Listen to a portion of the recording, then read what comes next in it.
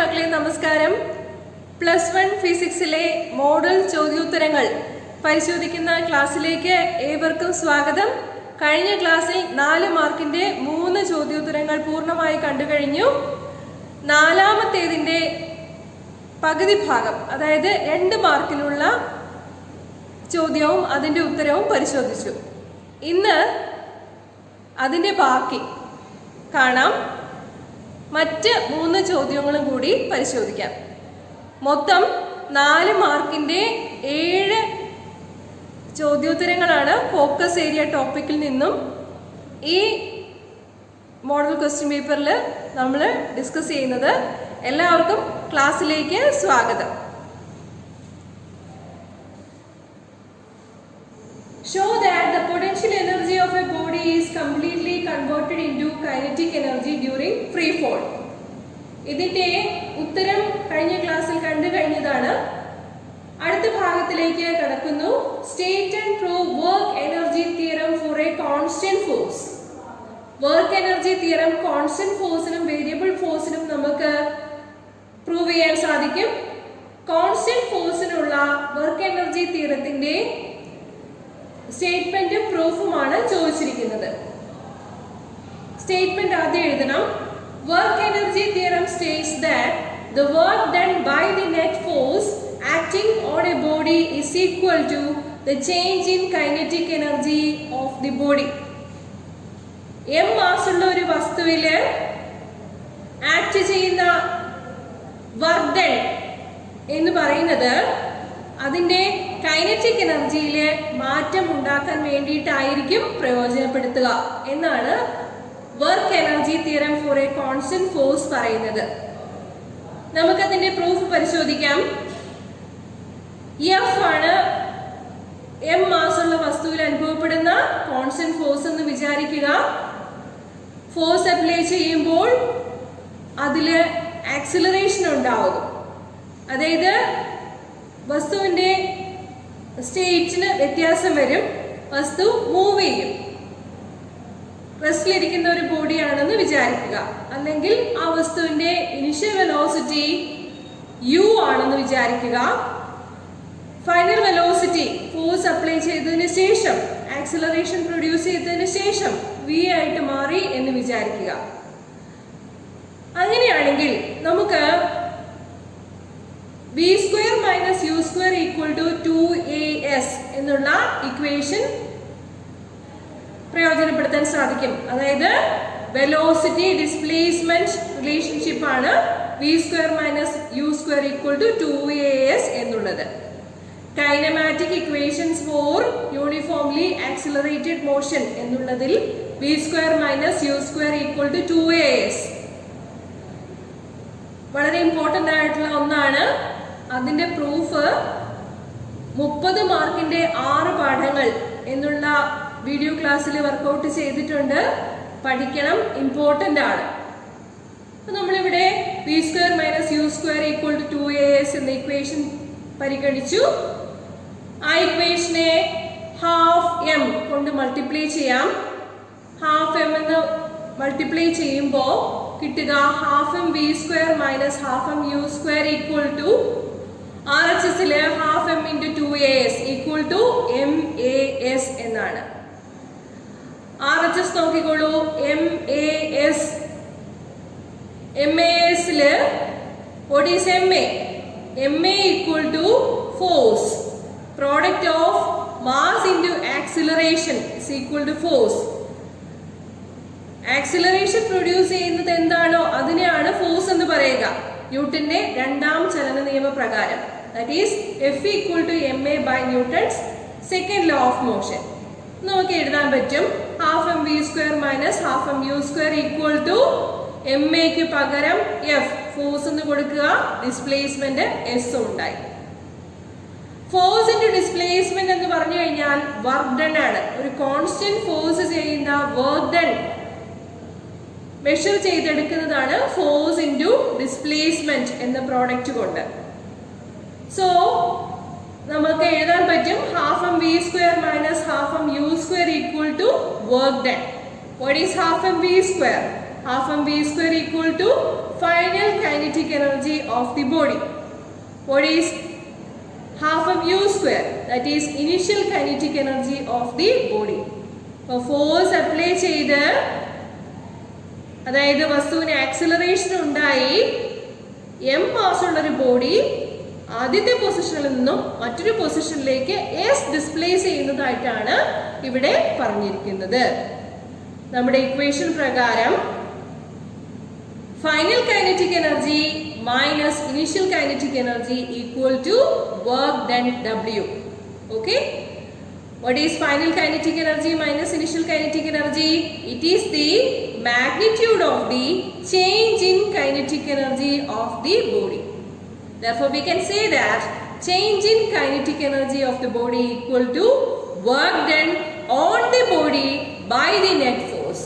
നമ്മളൊരു constant net force F ബോഡിയിൽ apply ചെയ്യുകയാണ്. അപ്പോഴാണ് ആ വസ്തുവിന് കൈനറ്റിക് എനർജിയിൽ വ്യത്യാസം ഉണ്ടാവുന്നത്. ഇത് തന്നെയാണ് വർക്ക് എനർജി തിയറം പറയുന്നത്. Work energy theorem states that the work done by the net force acting on a body is equal to the change in kinetic energy of the body. Okay? Work energy theorem four A constant force എല്ലാവർക്കും മനസ്സിലായിട്ടുണ്ടാവും എന്ന് കരുതുന്നു. അടുത്ത ചോദ്യം discuss ചെയ്യാം. 4 മാർക്കിന്റെ 4 ചോദ്യങ്ങൾ പൂർണ്ണമായി വിശദീകരിച്ചു കഴിഞ്ഞു. 5ാമത്തേതിലേക്ക് കടക്കുന്നു.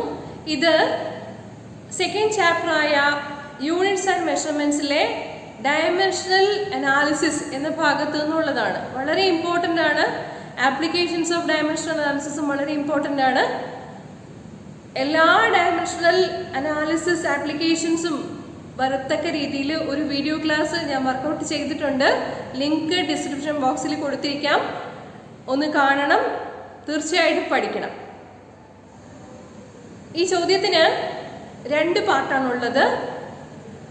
ഫസ്റ്റ് പാർട്ട് 1 മാർക്കിൻ്റെയാണ്, സെക്കൻഡ് പാർട്ട് 3 മാർക്കിൻ്റെയാണ്. ചോദ്യം നോക്കാം നമുക്ക്. ചോദ്യത്തിൽ പറഞ്ഞിരിക്കുന്നത് we cannot add the velocity with temperature of a body. Name the principle behind this. Velocity temperature കൂടി കൂട്ടാൻ പറ്റില്ല എന്ന് നമുക്കറിയാം. വെലോസിറ്റി ആണ്, ടെമ്പറേച്ചർ ആണ്. ചക്കയും മാങ്ങയും പോലെ. ചക്കയും മാങ്ങയും കൂടി കൂട്ടാൻ പറ്റില്ല. ഇത്ര ചക്ക ഇത്ര മാങ്ങ എന്ന് പ്രത്യേകിച്ച് പറയാണ് ചെയ്യുന്നത്. അതുപോലെ തന്നെ വെലോസിറ്റി ആയിട്ട് പറയും, ടെമ്പറേച്ചർ ആയിട്ട് പറയും. ഇങ്ങനെ പറയാനുള്ള പ്രിൻസിപ്പിൾ ഏതാണെന്നാണ് ഫസ്റ്റ് പാർട്ടിൽ ചോദിച്ചിരിക്കുന്നത്. 1 മാർക്കിന്റെ ചോദ്യമാണ്. അപ്പൊ അതിന്റെ ആ ഒരു ആൻസർ മാത്രം എഴുതിയാൽ മതി, എക്സ്പ്ലെയിൻ ചെയ്യേണ്ട ആവശ്യമില്ല. Principle of homogeneity of dimensions എന്നതാണ് ഇതിന്റെ ഉത്തരം. സ്റ്റേറ്റ്മെന്റ് ബ്രാക്കറ്റിൽ കൊടുത്തിരിക്കുന്നു അറിയാൻ വേണ്ടിയിട്ട്. സ്റ്റേറ്റ്മെന്റ് ചോദിച്ചിട്ടുണ്ടെങ്കിൽ മാത്രം സ്റ്റേറ്റ്മെന്റ് എഴുതിയാൽ മതി. 1 മാർക്കിന്റെ ചോദ്യത്തിനാവുമ്പോഴേക്കും നെയിം ദ പ്രിൻസിപ്പിൾ എന്ന് പറഞ്ഞാൽ നെയിം ചെയ്താൽ മാത്രം മതി, സ്റ്റേറ്റ്മെന്റ് എഴുതേണ്ടതില്ല. പഠിക്കാൻ വേണ്ടി നോക്കിക്കോളൂ. It States that dimensions of each terms of a dimensional equation on both sides are the same. അപ്പോൾ ഒരു ഇക്വേഷന്റെ ഡയമെൻഷൻസ് LHSലും RHSലും സമചിഹ്നത്തിന് ഇരുവശങ്ങളിലും ഒന്ന് തന്നെയായിരിക്കും എന്ന് പറയുന്നതാണ് principle of homogeneity of dimensions. ഇനി ബി പാർട്ടിൽ നമ്മളോട് ആവശ്യപ്പെട്ടിരിക്കുന്നത് principle of homogeneity of dimensions പ്രകാരം തന്നിരിക്കുന്ന 2 ഇക്വേഷനുകളുടെ ഹോമോജനിറ്റി അല്ലെങ്കിൽ കറക്റ്റ്നെസ് ചെക്ക് ചെയ്യാൻ വേണ്ടിയിട്ടാണ്. First equation S is equal to ut plus half at square ആണ്. Second equation kinetic energy equal to 2/3 mv square ആണ്. അപ്പൊ ഇവിടെ മനസ്സിലാക്കേണ്ടതായ പ്രധാനപ്പെട്ട ഒരു കാര്യം എന്താണെന്ന് വെച്ചാൽ 2 ഇക്വേഷനിലും നമ്പേഴ്സ് വരുന്നുണ്ട്. ഹാഫും 2/3 അവ ഡയമെൻഷൻലെസ് വേരിയബിൾസ് ആണ്. നമ്പേഴ്സ് എന്ന് പറയുന്നത് ഡയമെൻഷൻലെസ് വേരിയബിൾസ് ആണ്. The physical quantities which have no dimensions but have variable values അതിനെ പറയുന്ന പേരാണ് ഡയമെൻഷൻലെസ് വേരിയബിൾസ്. ആംഗിൾ പറയുമ്പോൾ അത് നമ്പർ ആണ്, അതിന് വേരിയേഷൻസ് വരും, അതിന് ഡയമെൻഷൻ സ്പെസിഫിക് ഗ്രാവിറ്റി നമ്പർ ആണ്, സ്ട്രെയിൻ എന്ന് പറയുന്നത് ഒരു നമ്പർ ആണ്. അപ്പൊ ഇവയെല്ലാം ഡയമെൻഷൻലെസ് വേരിയബിൾസ് ആണ്. പൊതുവിൽ മനസ്സിലാക്കുകയാണെങ്കിൽ നമ്പേഴ്സ് ഹാവ് നോ ഡയമെൻഷൻസ് എന്ന് അറിയിക്കുക. അപ്പോൾ എളുപ്പത്തിൽ നമുക്ക് S is equal to ut plus half at square എന്നുള്ള ഇക്വേഷന്റെ ഡയമെൻഷൻസ് കറക്റ്റ് ആണോ എന്ന് നോക്കാം. ഇത് നമുക്കറിയാവുന്നതാണ്. ഇത് പൊസിഷൻ വെലോസിറ്റി റിലേഷൻ ആണ്. വളരെ ഇമ്പോർട്ടന്റ് ആയിട്ടുള്ള ഇക്വേഷൻ ആണ് position velocity relation. Kinematic equations for uniformly accelerated മോഷനിൽ S is equal to ut plus half at square എന്ന ഡെറിവേഷൻ വളരെ ഇമ്പോർട്ടന്റ് ആണ്. 30 മാർക്കിന്റെ 6 ചോദ്യങ്ങൾ എന്നുള്ള വീഡിയോ ക്ലാസ്സിൽ ഞാൻ ഈ ഡെറിവേഷൻ വർക്ക്ഔട്ട് ചെയ്തിട്ടുണ്ട്. തീർച്ചയായിട്ടും പഠിക്കണം. അതിന്റെ ഏതെങ്കിലും ഭാഗത്ത് നിന്ന് ക്വസ്റ്റ്യൻസ് ഉണ്ടാവും. 3 ഡെറിവേഷൻസിൽ 2 എണ്ണമെങ്കിലും തീർച്ചയായിട്ടും ചോദിക്കും. ആ ഡെറിവേഷൻസ് പഠിച്ചോണം. ഇപ്പോൾ ഇവിടെ നമ്മൾ നോക്കാൻ പോകുന്നത് ഇക്വേഷന്റെ ഡയമെൻഷൻ കറക്റ്റ്നെസ് ആണ്. S is equal to ut plus half at square. ഇവിടെ principle of homogeneity of dimensions പ്രകാരം S ന്റെ ഡയമെൻഷൻസ് തന്നെയായിരിക്കണം എന്തിന് കിട്ടേണ്ടത്, ദ പ്രോഡക്റ്റ് ut ക്ക് കിട്ടേണ്ടത്. അതുപോലെ തന്നെ ഹാഫ് at സ്ക്വയറിനും കിട്ടേണ്ടത്.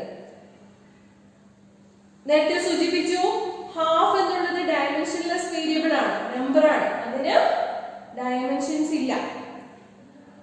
S ന്റെ ഡയമെൻഷൻസ് അറിയണം, ut യുടെ ഡയമെൻഷൻസ് അറിയണം, at സ്ക്വയറിന്റെ ഡയമെൻഷൻസും അറിയണം. S എന്ന് പറഞ്ഞാൽ ഡിസ്പ്ലേസ്മെന്റ് ആണ്. ഡിസ്പ്ലേസ്മെന്റ് മെഷർ ചെയ്യുന്നത് നീളമായിട്ടാണ്. നീളത്തിന്റെ ഡയമെൻഷൻ എന്ന് പറയുന്നത് capital L within square bracket ആണ്. ഇനി u എന്ന് പറഞ്ഞു കഴിഞ്ഞാൽ വെലോസിറ്റി ആണ്. വെലോസിറ്റിയുടെ യൂണിറ്റ് മീറ്റർ പെർ സെക്കൻഡ് ആണ്.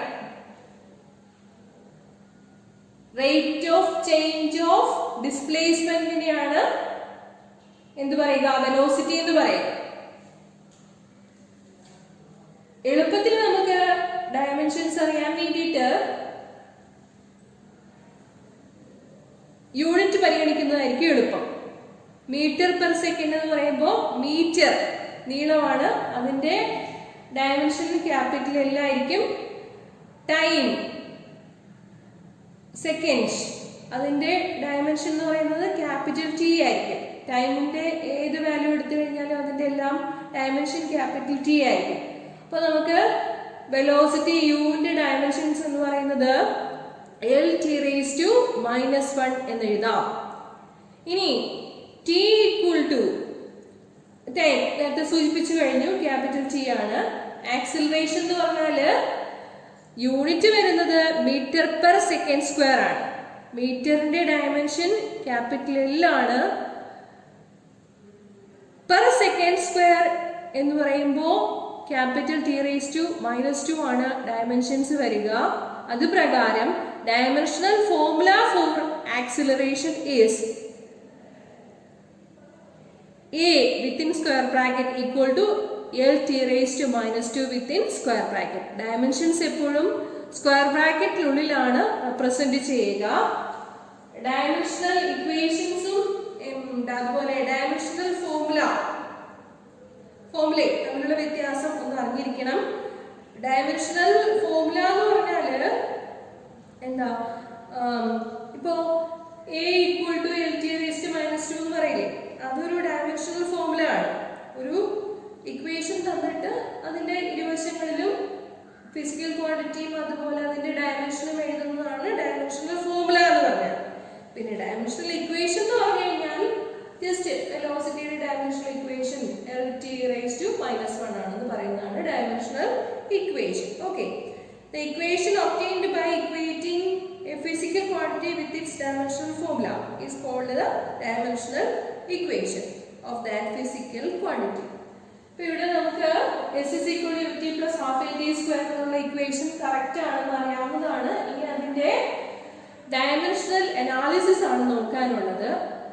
എല്ലാ ടേംസിന്റെയും ഡയമെൻഷൻസ് ചെക്ക് ചെയ്യണം. ആദ്യം എസിന്റെ ഡയമെൻഷൻ നോക്കാം. എസ് എന്ന് പറഞ്ഞാൽ ഡിസ്റ്റൻസ് ആണെന്ന് പറഞ്ഞു, അതുകൊണ്ട് capital L within square bracket. പിന്നെ യു ടി എന്ന് പറയുമ്പോൾ വെലോസിറ്റിയുടെ ഡയമെൻഷൻ LT⁻⁻1 ആണ്.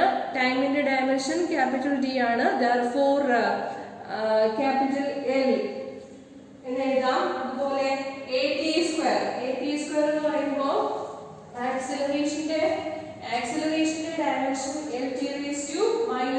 എങ്ങനെ വരുന്നത്? m/s². അതുകൊണ്ടാണ് LT⁻² എന്ന് വരുന്നത്. പിന്നെ T² എന്ന് പറയുമ്പോൾ ക്യാപിറ്റൽ T² കൊടുക്കാം. T⁻²ഉം T² വരുമ്പോഴത്തേക്കും L വരും. അപ്പൊ ഇവിടെയും UT-ക്കും കിട്ടിയത് LT⁻⁻1 × T എന്ന് പറഞ്ഞാൽ L തന്നെയാണ്. അതുപോലെ AT² കിട്ടിയത് L തന്നെയാണ്. അതായത് നമ്മുടെ dimensions S = UT + ½ AT² 3 terms ആണുള്ളത്. ആ 3 ടേംസിന്റെയും ഡയമെൻഷൻസ് നമുക്ക് ഒന്ന് തന്നെയാണ് കിട്ടിയത്. ഇങ്ങനെ എല്ലാ ഡയമെൻഷൻസും ഒന്ന് തന്നെ കിട്ടിക്കഴിഞ്ഞാൽ ആ ഇക്വേഷൻ എന്തായിരിക്കും? ഡയമെൻഷനലി കറക്റ്റ് ആയിരിക്കും. Okay, so we write that the dimensions of all the terms are the same, or this equation is dimensionally correct.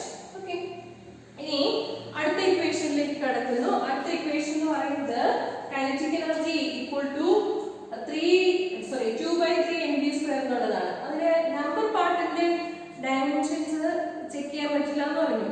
Dimensionless variable ആണ് നമ്പർ. അപ്പൊ അത് നമുക്ക് ചെക്ക് ചെയ്യാൻ പറ്റില്ല. ബാക്കിയുള്ള ടേംസ് നോക്കാൻ പറ്റുള്ളൂ. k = mv². അത് ഡയമെൻഷനലി കറക്റ്റ് ആണോ എന്ന് നമുക്ക് നോക്കാൻ പറ്റും. ഓക്കെ, അപ്പൊ കൈനറ്റിക് എനർജി എന്ന് പറഞ്ഞു കഴിഞ്ഞാൽ എന്താണ്? എനർജി എന്ന് പറഞ്ഞു കഴിഞ്ഞാൽ കൈനറ്റിക് എനർജി ആയാലും പൊട്ടൻഷ്യൽ എനർജി ആയാലും അത് എമൗണ്ട് ഓഫ് വർക്ക് ഡൺ ആണ്. സോ വർക്കിനെ ജനറൽ ആയിട്ട് നമുക്ക് ഫോഴ്സ് ഇൻറ്റു ഡിസ്റ്റൻസ് എന്ന് പറയാം. ഫോഴ്സിന്റെ ഡയമെൻഷൻസ് എന്താണെന്ന് ആദ്യം അറിയണം. So force is equal to mass into acceleration. ന്യൂട്ടന്റെ രണ്ടാം ചലന നിയമപ്രകാരം force is equal to ma. Acceleration produce ചെയ്യുന്നതാണ് ഫോഴ്സ് എന്ന് പറയുന്നത്. സോ F = ma എന്നുള്ള ഇക്വേഷൻ ഉണ്ട്. അപ്പൊ ഇനി മാസിന്റെ ഡയമെൻഷൻസ് എന്ന് പറയുന്നത് ക്യാപിറ്റൽ M ആണ്. ആക്സിലറേഷന്റെ LT⁻² ആണ്. സോ നമുക്ക് ഫോഴ്സിന്റെ ഡയമെൻഷൻസ് എങ്ങനെ എഴുതാൻ പറ്റും? മാസിന്റെ m, ആക്സിലറേഷന്റെ LT⁻². സോ ഫോഴ്സിന്റെ എഴുതുമ്പോൾ m/LT⁻² എന്നാണ് കിട്ടുക. കൈനറ്റിക് എനർജി, അപ്പം കൈനറ്റിക് എനർജി എന്ന് പറഞ്ഞാൽ എന്താ പറഞ്ഞിരിക്കുന്നത്? വർക്ക് ആണ് അല്ലെ? കൈനറ്റിക് എനർജി അല്ലെങ്കിൽ വർക്ക് എന്ന് പറയുമ്പോഴേക്കും ഫോഴ്സ് ഇൻറ്റു ഡിസ്റ്റൻസ് ആണ്. ഫോഴ്സ് m/T⁻² ആണെന്ന് പറഞ്ഞു കഴിഞ്ഞു. ഡയമെൻഷൻസ് ഡിസ്റ്റൻസിന്റെ ക്യാപിറ്റൽ L ആണെന്ന് പറഞ്ഞു കഴിഞ്ഞു. So it is m/²T⁻². Okay, അപ്പൊ നമുക്ക് കൈനറ്റിക് എനർജിയുടെ ഡയമെൻഷണൽ ഫോർമുല k = mL²T⁻² എന്ന് പറയാൻ പറ്റും. ഓക്കെ, ഇനി എന്താ വേണ്ടത്? mp² നോക്കണം. ഈ ഡയമെൻഷൻലെസ് വേരിയബിളിനെ നോക്കേണ്ട കാര്യമില്ല. ഡയമെൻഷനലി കറക്റ്റ് ആണെന്ന് ചെക്ക് ചെയ്യുമ്പോഴത്തേക്കും അത് നോക്കേണ്ട കാര്യമില്ല. വേണ്ടത് എന്താണെന്ന് വെച്ചാൽ mv² ഡയമെൻഷൻസ് ആണ് ചെക്ക് ചെയ്യുന്നത്. മാസിന്റെ ഡയമെൻഷൻ അറിയാം, m ആണ്. v² എന്ന് പറയുമ്പോൾ വെലോസിറ്റി സ്ക്വയർ അല്ലേ? വെലോസിറ്റിയുടെ ഡയമെൻഷൻ നമ്മൾ നേരത്തെ സൂചിപ്പിച്ചു കഴിഞ്ഞല്ലോ, LT⁻⁻1. അതായത് m/s. മീറ്റർ എന്നാൽ ക്യാപിറ്റൽ L ആണ്. T ടൈമിന്റെ ഡയമെൻഷൻ എന്നത് ക്യാപിറ്റൽ T ആണ്. സോ m/s എന്ന് പറയുമ്പോൾ LT⁻⁻1. ഓക്കെ, v² എടുക്കുമ്പോൾ എന്ത് വരും? L²T⁻² വരും. സോ mv² ഡയമെൻഷൻസ് എടുക്കുമ്പോൾ m, v²ന്റെ L²T⁻², mL²T⁻² തന്നെ കിട്ടി അല്ലേ? കൈനറ്റിക് എനർജിയുടെ ഡയമെൻഷൻസ് നേരത്തെ mL²T⁻² തന്നെയല്ലായിരുന്നു പറഞ്ഞത്. സോ വർക്കിന്റെ ഡയമെൻഷൻസ് വരുന്നതും അതുപോലെ mv²ന്റെ ഡയമെൻഷൻസ് വരുന്നതും രണ്ടും ഒന്ന് തന്നെയാണ്. So this equation is dimensionally correct. 3 മാർക്കിന്റെ ചോദ്യമായിട്ടാണ് സെക്കൻഡ് പാർട്ട് ചോദിച്ചിരിക്കുന്നത്. 1.5 മാർക്ക് വീതം കിട്ടും. ഓക്കെ, മനസ്സിലായിട്ടുണ്ടാവും എന്ന് വിചാരിക്കുന്നു. വളരെ ഇമ്പോർട്ടൻ്റ് ആണ്. എന്തെങ്കിലും സംശയം ഉണ്ടെങ്കിൽ കമൻറ്റ് ബോക്സിൽ ചോദിക്കണം. അതുപോലെ നേരത്തെ സൂചിപ്പിച്ച ഡയമെൻഷണൽ അനാലിസിസിന്റെ വീഡിയോ ക്ലാസ് കാണുകയും വേണം. ഓക്കെ, അടുത്ത 4 മാർക്കിന്റെ ക്വസ്റ്റ്യൻ ലോസ് ഓഫ് മോഷൻ എന്ന +1 ഫിസിക്സിലെ ഏറ്റവും ഇമ്പോർട്ടൻ്റ് ആയിട്ടുള്ള ചാപ്റ്ററിൽ നിന്നാണ്. ഫോക്കസ് ഏരിയ ബേസ്ഡ് ആയിട്ട് നോക്കുകയാണെങ്കിലും 8 മാർക്കിന്റെ ചോദ്യങ്ങൾ 60 മാർക്കിൽ നിന്നുണ്ടാവും. അതായത് 120 മാർക്കിൽ 16 മാർക്കിന്റെ ക്വസ്റ്റ്യൻസ് ആണ് ലോസ് ഓഫ് മോഷനിൽ നിന്ന് മാത്രമായിട്ട് പ്രതീക്ഷിക്കാനാവുന്നത്. അതിൽ നിന്നുള്ള ക്വസ്റ്റ്യൻസ് 2 എണ്ണം തൽക്കാലം ഡിസ്കസ് ചെയ്യുന്നു. ബാക്കിയുള്ള പബ്ലിക് എക്സാമിന് വന്നിട്ടുള്ള എല്ലാ ക്വസ്റ്റ്യൻസും മറ്റൊരു വീഡിയോ ക്ലാസ്സിൽ ഡിസ്കസ് ചെയ്തു തരാം. അത് നമ്മുടെ മോഡൽ ക്വസ്റ്റ്യൻ പേപ്പർ വർക്കൗട്ട് ചെയ്തതിന് ശേഷം കാണാം. ഓക്കെ, അപ്പോൾ ഈ ക്വസ്റ്റ്യനിലേക്ക് കടക്കുന്നു. ഏതാണ്? When a horse suddenly starts moving, the rider falls backward. Name and state the law used to explain the above situation. നമുക്കറിയാം ഇത് ലോ ഓഫ് ഇനർഷ്യ ആണ് അല്ലേ? Newton's first law of motion ആണ് പറയുന്നത്. ഫസ്റ്റ് ലോ പറയുന്നത് എന്താണ്? Every body continuous in it state of rest or of uniform motion in A straight line unless it is compelled by some external force to change that state. ഒരു horse പെട്ടെന്ന് starts moving, ചലിക്കാൻ തുടങ്ങുകയാണെങ്കിൽ rider false backward. അതിനുള്ള കുതിരക്കാരൻ പുറകിലേക്ക് വീഴുന്നു. അതിന് കാരണം എന്താണ്? നമുക്കറിയാം ഇത് ഇനേർഷ്യ ഓഫ് റെസ്റ്റിന്റെ എക്സാമ്പിൾ ആണ്. When a horse suddenly starts running, the rider falls backward. This is because the lower part of the rider, which is in contact with the horse, comes into motion, while his upper part tends to remain at rest due to inertia. ഇവിടെ റൈഡറിന്റെ upper part എന്ന് പറയുന്നത് റെസ്റ്റിൽ തന്നെയാണ്. Lower part in contact with the horse മാത്രമാണ് ഇതിലേക്ക് വരുന്നത്. പിന്നെ മോഷനിലേക്ക് വരുന്നത് upper part എന്ന് പറയുന്നത് റെസ്റ്റിൽ തന്നെ ആയിരിക്കും. അതുകൊണ്ടാണ് മോഷന്റെ വിപരീത ദിശയിലേക്ക് പെട്ടെന്ന് കുതിര ചലിക്കാൻ തുടങ്ങുമ്പോഴേക്കും കുതിരക്കാരൻ വീഴുന്നത്. ഓക്കെ, ഇനി ബി പാർട്ടാണ്. B part, using second law of motion, prove the law of conservation of linear momentum. Law of conservation of linear momentum എന്താണ് പറയുന്നത്? When no external force acts on a system of particles, the total linear momentum of the system is conserved. External force ഒന്നും act ചെയ്യുന്നില്ല എന്നുണ്ടെങ്കിൽ linear momentum conserved ആയിരിക്കും എന്ന് പറയുന്നതാണ് law of conservation of linear momentum. ഓക്കെ, നമുക്ക് ഇതിന്റെ ഒരു സിസ്റ്റം ഓഫ് പാർട്ടിക്കിൾസ് കൺസിഡർ ചെയ്യാം. എക്സ്റ്റേണൽ ഫോഴ്സ് ആക്ട് ചെയ്യുന്നില്ല എന്ന് വിചാരിക്കാം. അതായത് എക്സ്റ്റേണൽ ഫോഴ്സ് F വെക്ടർ ആണ്. That's equal to 0. m1 m2 m3 etcetera to mn ആണ് മാസ് ഓഫ് ദി പാർട്ടിക്കിൾസ് എന്ന് വിചാരിക്കുക. മാസസ് ഓഫ് പാർട്ടിക്കിൾസ് എന്ന് വിചാരിക്കുക. അവയുടെ corresponding momentum values v1 v2 v3 etcetera up to vn ആണെന്ന് വിചാരിക്കുക. അങ്ങനെയാണെങ്കിൽ ടോട്ടൽ ലീനിയർ മൊമെന്റം എന്തായിരിക്കും?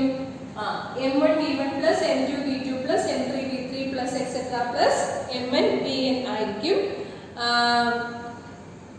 ഇതാണ് total momentum. p equal to m1 v1 plus m2 v2 plus etcetera plus mn vn. Okay, അപ്പൊ ഇനി എന്താ പറയുക?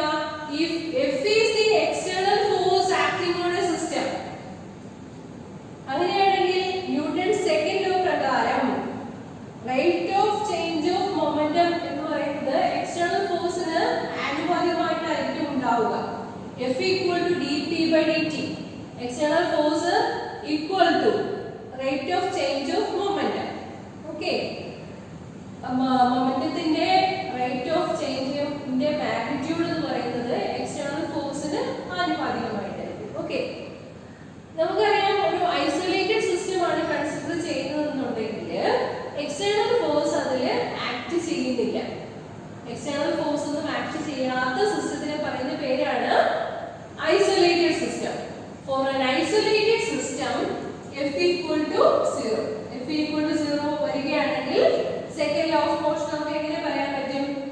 equal to dp by dt. അതില് dp by dt equal to 0 എന്ന് പറയാം. ഇനി dp by dt equal to 0 എന്ന് പറഞ്ഞാൽ എന്താണ് അതിന്റെ അർത്ഥം? Rate of change of momentum equal to 0. എന്തിനാണ് സമയത്തിനനുസരിച്ച് മാറ്റം ഉണ്ടാവാത്തത്? സമയത്തിനനുസരിച്ച് മാറ്റം ഉണ്ടാകാത്ത കാര്യത്തിനെ പറയുന്ന പേരാണ് constant. d by dt of p equal to 0 എന്ന് പറഞ്ഞു കഴിഞ്ഞാൽ pക്ക് അതായത് മൊമെന്റത്തിന് സമയത്തിനനുസരിച്ച് ഉണ്ടാകുന്ന മാറ്റം 0 ആണ്. അതിന്റെ അർത്ഥം എന്താണ്? Momentum is A constant. Okay, so as the derivative of a constant is 0, that is as dp by dt equal to 0, we get p equal to a constant. p equal to constant എന്ന് പറഞ്ഞു കഴിഞ്ഞാൽ എന്താണ് വരിക?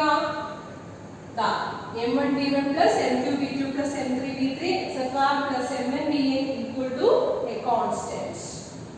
ഇത് p1 ആണ്, ഇത് p2 ആണ്, p3 ആണ്, അത് pn ആണ്. That is p1 plus p2 plus p3 plus etc plus pn equal to a constant. അതായത് എക്സ്റ്റേണൽ ഫോഴ്സ് ഒന്നും ആക്ട് ചെയ്യുന്നില്ല എന്നുണ്ടെങ്കിൽ ടോട്ടൽ മൊമെന്റം കോൺസ്റ്റന്റ് ആണ് അല്ലെങ്കിൽ കൺസേർവ്ഡ് ആണെന്ന് നമുക്ക് കിട്ടിക്കഴിഞ്ഞു.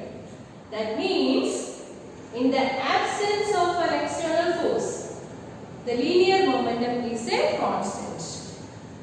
External force in the absence of linear momentum constant ആയിരിക്കും എന്ന് പറയുന്നതാണ് law of conservation of linear momentum. Okay, അപ്പോൾ law of conservation of linear momentum second law of motion എന്നാണ് നമ്മളിപ്പോൾ പ്രൂവ് ചെയ്തിരിക്കുന്നത്. അതുപോലെ തന്നെ തേർഡ് ലോ ഓഫ് മോഷനിൽ നിന്നും law of conservation of momentum prove ചെയ്യാൻ ചോദിക്കാറുണ്ട്.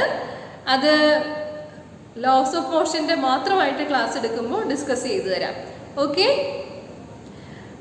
ഇനി ഒരു ക്വസ്റ്റ്യനും കൂടിയുണ്ട് 4 മാർക്കിൻ്റെ. അത് ഞാൻ അടുത്ത ക്ലാസ്സിൽ ഡിസ്കസ് ചെയ്തു തരാം. കാരണം ഞാൻ വീഡിയോ അപ്ലോഡ് ചെയ്യുന്നതും എഡിറ്റ് ചെയ്യുന്നതും എല്ലാം ഫോണിലാണ്. ഒരുപാട് വലിയ ഫയലായി കഴിഞ്ഞാൽ ലോഡാവില്ല യൂട്യൂബിലേക്ക്. അതുകൊണ്ട് തൽക്കാലം ഇത്രയും കൊണ്ട് നിർത്തുകയാണ്. അടുത്ത ക്ലാസ്സിൽ 4 മാർക്കിൻ്റെ ഒരു ക്വസ്റ്റ്യനും കൂടി വർക്കൗട്ട് ചെയ്തു തരാം. അത് റൊട്ടേഷൻ മോഷൻ എന്നുള്ളൊരു പ്രോബ്ലമാണ്. തിയറിയും കൂടെ ഉണ്ട്. തിയറി ഓൾറെഡി ഞാൻ റൊട്ടേഷൻ മോഷൻ എന്ന് പറഞ്ഞിട്ട് ഒരു വീഡിയോ ക്ലാസ് വർക്കൗട്ട് ചെയ്തിട്ടുണ്ട്, അതിലുണ്ട്. അപ്പം അതൊന്ന് കണ്ടുവേണം. ഓക്കെ, ഇന്നത്തെ ക്ലാസ്സിൽ പറഞ്ഞ കാര്യങ്ങളെല്ലാം മനസ്സിലായിട്ടുണ്ടാവുമെന്ന് വിചാരിക്കുന്നു. ഡൗട്ട്സ് എന്തെങ്കിലും ഉണ്ടെങ്കിൽ കമൻറ്റ് ബോക്സിൽ ചോദിക്കണം. +1 ഫിസിക്സ് പരീക്ഷ എഴുതാൻ പോകുന്ന കൂട്ടുകാർക്ക് വേണ്ടി ഈ വീഡിയോ ക്ലാസ്സുകൾ ഷെയർ ചെയ്ത് കൊടുക്കുകയും വേണം. നാളെ തന്നെ അടുത്ത വീഡിയോയുമായിട്ട് വീണ്ടും കാണാം. നന്ദി, നമസ്കാരം.